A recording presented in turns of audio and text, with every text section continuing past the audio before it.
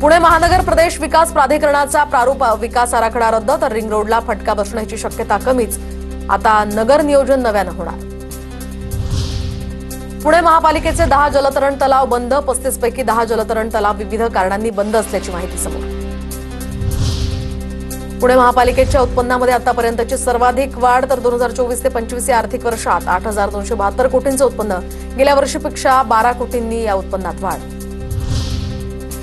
आरोपी दत्तात्रय गाडेच्या चौकशीसाठी ताबा मिळावा यासाठी गुन्हे शाखेनं केलेला अर्ज कोर्टानं फेटाळला. स्वारगेट अत्याचार प्रकरणात आरोपी दत्तात्रय गाडे सध्या न्यायालयीन कोठडी.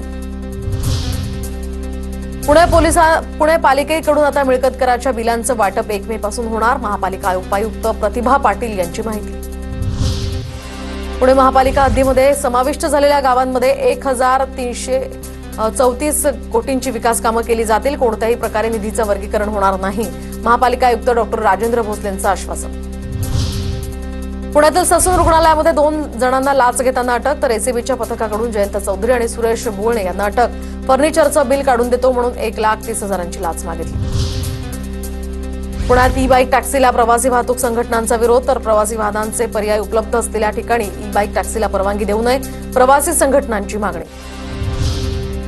पुणे सोलापूर रस्त्यासाठी महामार्ग पोलिसांचा वाहतूक आराखडा, महामार्ग पोलीस कोंडी सोडवण्यासाठी स्थानिक संघटनांची मदत घेणार.